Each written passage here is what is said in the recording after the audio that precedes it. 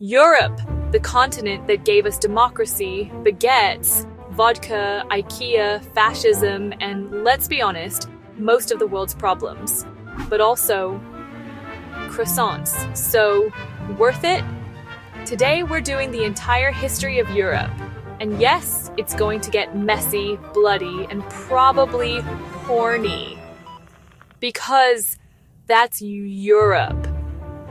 Wars, plagues, and way too much incest in royal families. Let's start with ancient Greece. They invented democracy, theater, and the original OnlyFans. Statues of naked men everywhere. Also, Greeks really love boys. Like, really, if Socrates lived today, he'd probably be banned from every school. Then came Rome, aka Europe's overconfident frat house. They built roads, aqueducts, and invented orgies. Seriously, Romans were either conquering, bathing together naked, or stabbing each other in the Senate. The empire eventually collapsed because you can't run a country when everyone's drunk, horny, and stabbing each other at the same time. After Rome fell, Europe went full medieval. Castles, knights, mud, and about 3 baths a year. People married at 14, had 6 teeth, and died at 30. Romance. The church was in charge, which meant sex was a sin. Unless you were a priest, in which case, apparently, everything was allowed. Crusades. Oh yeah, Europeans marched to the Middle East to liberate Jerusalem, but mostly they just looted, killed, and got dysentery.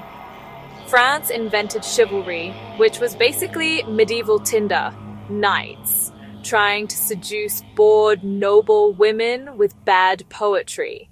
England spent centuries fighting France, because why not? 100 Years' War, more like 116 years of you smell like cheese. Meanwhile, Spain was busy kicking out the Moors and inventing the Inquisition. Basically Tinder, but if you swiped left, you burned alive. And then came the Black Death. 1 in 3 Europeans died. Imagine swiping Tinder and half the people are corpses. On the plus side, suddenly peasants could charge rent for their labor. On the downside, sex was extra risky. Hey, wanna come over? Sure, but do you have the plague? Out of the ashes came the Renaissance. Italy was like, let's paint naked people again. Da Vinci drew helicopters, Michelangelo painted God touching Adam's finger, which, let's be honest, looks like foreplay, and the Pope was basically commissioning half of Pornhub, but in fresco. Explorers showed up too. Spain and Portugal went overseas to discover places full of people. Columbus said, "This is India." Nope.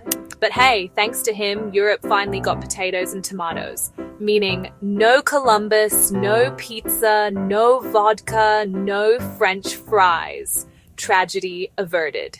Martin Luther got mad at the Catholic Church for selling heaven passes, nailed a complaint on a door, and started Protestantism. Suddenly, Europe was split. Catholics versus Protestants. Guess what? More wars. Germany went crazy with theology.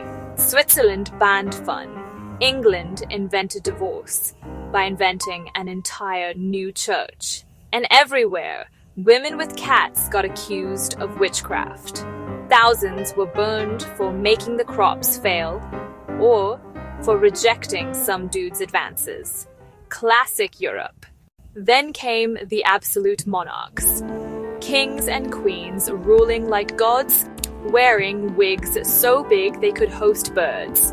France's Louis XIV was like, I am the state. Bro, you're 5'4" and in heels, calm down. Russia got Peter the Great, who basically dragged the country into modernity by force.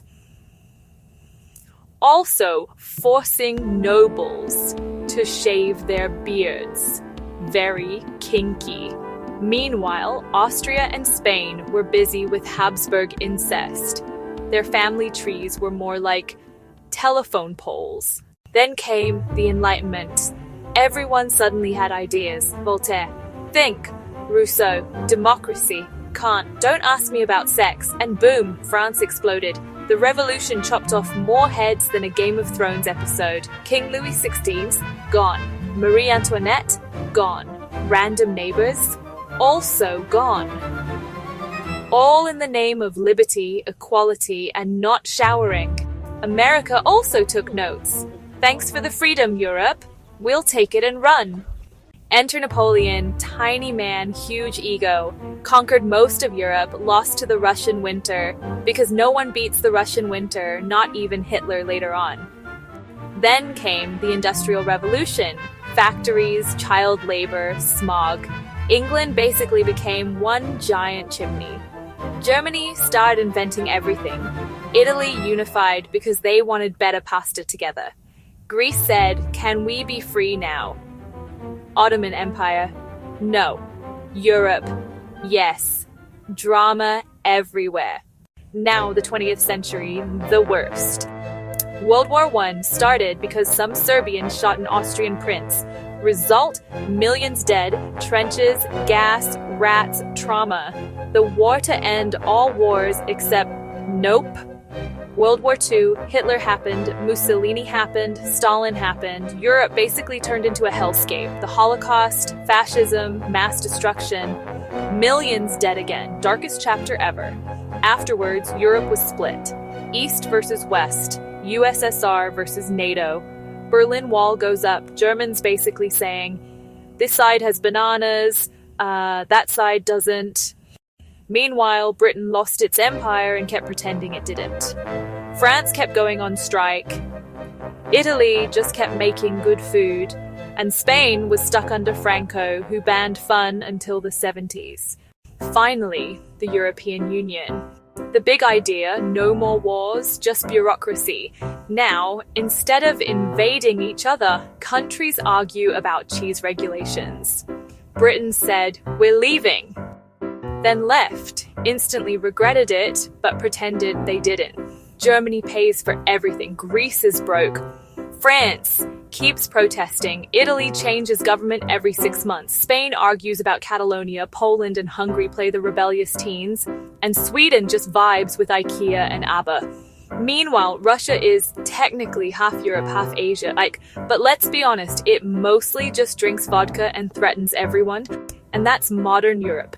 History, sex, violence, wine, and bureaucracy. So there you go. The complete history of Europe.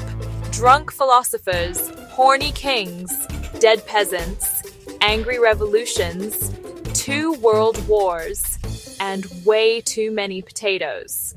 Like and subscribe, or the French Revolution comes for your head.